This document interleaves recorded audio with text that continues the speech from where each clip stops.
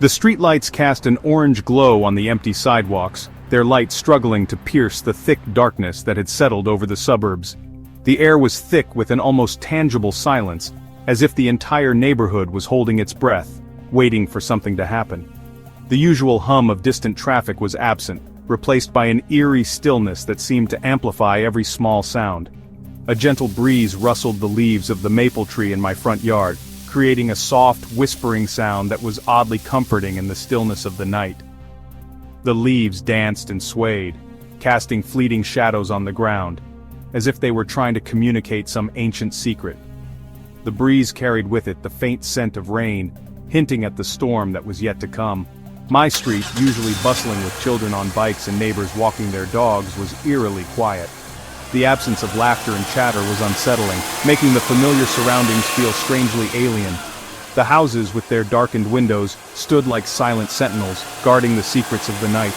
It was the kind of night where even the crickets seemed to be holding their breath.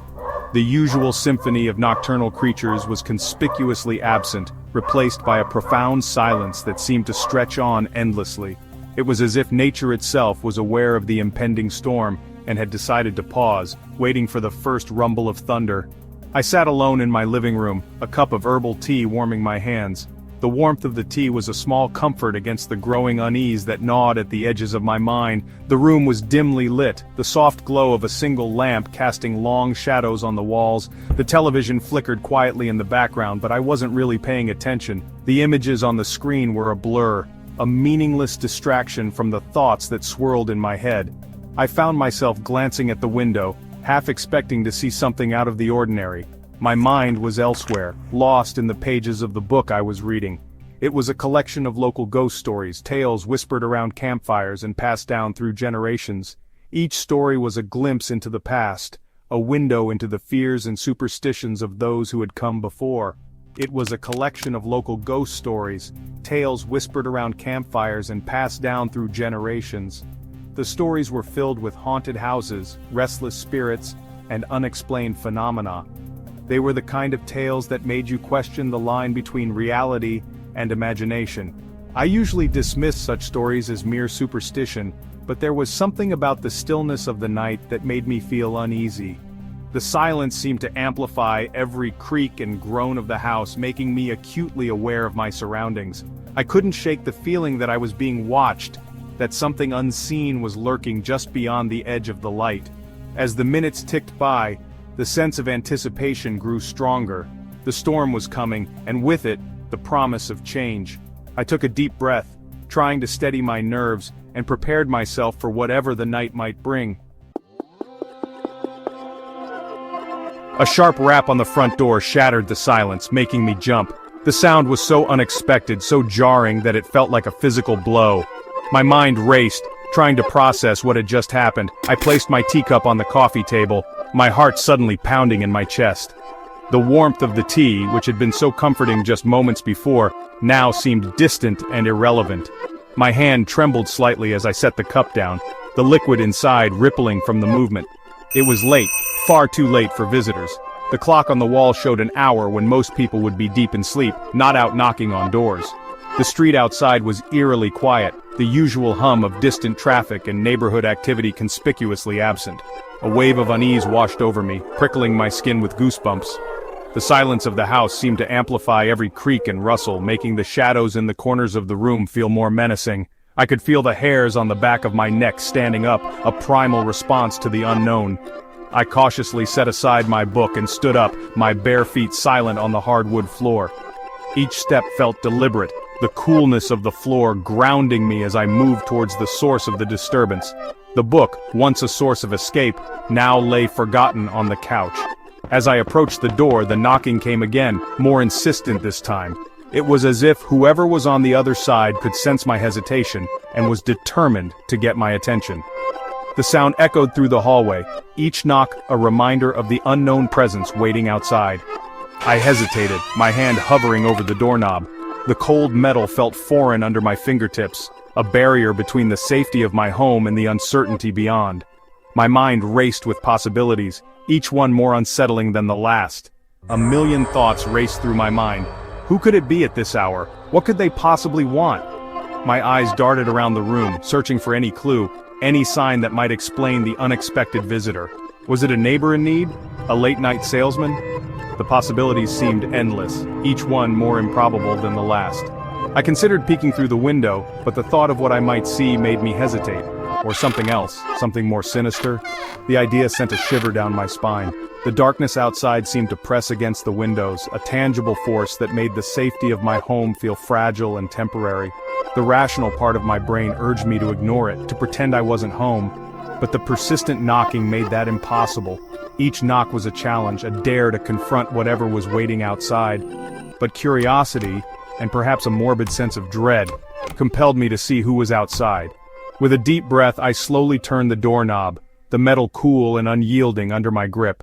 The door creaked open, revealing the unknown that awaited me in the darkness. Taking a deep breath, I switched on the porch light and peered through the peephole. The night was eerily quiet, the kind of silence that makes you question every creak and rustle. My heart pounded in my chest as I squinted through the small glass circle, trying to make out any movement in the darkness. Standing on my doorstep were two children, a boy and a girl, no older than 10. Their small frames seemed even smaller under the dim porch light, casting long shadows that danced on the walls behind them. They wore matching dark hooded sweatshirts, their faces partially obscured by the shadows. The hoods were pulled up, hiding their hair and most of their features, making it difficult to see their expressions clearly. The darkness seemed to cling to them, as if they were part of it. The girl clutched a worn teddy bear in her arms, its one remaining button eye staring blankly back at me. The bear looked as if it had been through countless adventures, its fur matted and one ear hanging by a thread. It was a stark contrast to the pristine night, adding an element of sorrow to the scene. The boy shifted his weight from foot to foot, his gaze fixed on the ground. He seemed nervous, almost as if he was afraid to look up and meet my eyes. His hands were tucked into the pockets of his sweatshirt, and he occasionally glanced at the girl, as if seeking reassurance. Something about them felt off, out of place. Perhaps it was the lateness of the hour, or the way they stood there silently, their presence radiating an odd stillness. The air around them seemed to thicken, making it hard to breathe. It was as if time had stopped, and we were the only ones left in the world. Whatever it was, a cold shiver ran down my spine, the kind of shiver that starts at the base of your neck and travels down to your toes, leaving a trail of goosebumps in its wake. I couldn't shake the feeling that something was terribly wrong. I hesitated for a moment longer, debating whether to open the door. My hand hovered over the handle, trembling slightly. The logical part of my brain screamed at me to stay inside, to call for help, but another part, a deeper, more instinctual part, urged me to reach out to them. But something in their posture, a sense of vulnerability, tugged at my conscience. They looked so small, so fragile standing there in the cold night. The girl hugged her teddy bear tighter, and the boy shuffled his feet, both of them looking like they had nowhere else to go. I couldn't just leave two young children standing on my porch in the middle of the night. The thought of closing the door on them felt like a betrayal. I took a deep breath, steeling myself for whatever might come next, and slowly turned the handle, opening the door to the unknown. "Can I help you?" I asked, my voice barely a whisper as I cautiously opened the door a crack. The children didn't answer. They simply stared up at me, their faces now illuminated by the porch light. It was then that I noticed their eyes. They were completely black, like pools of obsidian, devoid of any light or reflection. My breath caught in my throat. A wave of primal fear, unlike anything I had ever experienced, washed over me. My instincts screamed at me to slam the door shut, to run and hide. But I was frozen in place, paralyzed by a terror so profound it felt like a physical weight pressing down on me. The children continued to stare at me, their expressions blank, their silence deafening. The gentle breeze that had been rustling the leaves moments earlier had died down, replaced by an unnatural stillness. The air grew heavy, thick with a strange, oppressive energy. The only sound was the faint hum of the refrigerator from inside the house, and the frantic beating of my own heart. The boy finally spoke, his voice a low, raspy whisper that seemed to slither through the air. "Can we come in?" he asked, his words slow and deliberate. "We're cold and tired." His voice was unsettlingly adult-like, completely at odds with his youthful appearance. The girl remained silent, her grip tightening on the teddy bear, its single button eye seeming to bore into my soul. A surge of adrenaline jolted me back to my senses. "No," I stammered, my voice trembling. "I'm sorry, but I can't let you in." I tried to close the door, but something was blocking it. The boy had wedged his foot in the opening, his small frame surprisingly strong. Panic surged through me, making my hands shake. From the corner of my eye, I noticed movement in the shadows across the street. Dark figures flickered at the edge of the light cast by the street lamps, their forms indistinct but undeniably present. Whispers, faint and unintelligible, seemed to drift from the darkness, sending chills down my spine. The knocking on the door resumed, louder this time, more insistent. It was no longer just the children, someone or something was behind them. With a surge of desperate strength, I shoved the door closed, ignoring the boy's startled cry. I fumbled with the deadbolt, my hand shaking so badly I could barely turn the lock. Finally, the door was secured. I stumbled back, my heart pounding in my chest, my breath coming in ragged gasps. I didn't dare to look through the peephole again. I knew, with a certainty that chilled me to the bone, that the children would be gone, and they were. When I finally worked up the courage to look outside, the porch was empty, the street was deserted, the shadows gone, the whispers silenced. The only evidence that the encounter had ever happened was the faint echo of fear that clung to the night air. I stood there for a long time, my hand still on the doorknob, my body trembling with adrenaline and terror. The silence was deafening, broken only by the sound of my own ragged breathing. The rational part of my mind tried to make sense of what had just happened. Had I imagined the whole thing? Was it a prank, a cruel joke played by neighborhood kids? But deep down, I knew the truth. The terror that had gripped me, the unnatural stillness of the night, the children's eyes, black as midnight, all pointed to a truth too terrifying to comprehend. I had come face to face with something ancient, something evil, something that lurked in the shadows just beyond the reach of the light. They say that curiosity killed the cat.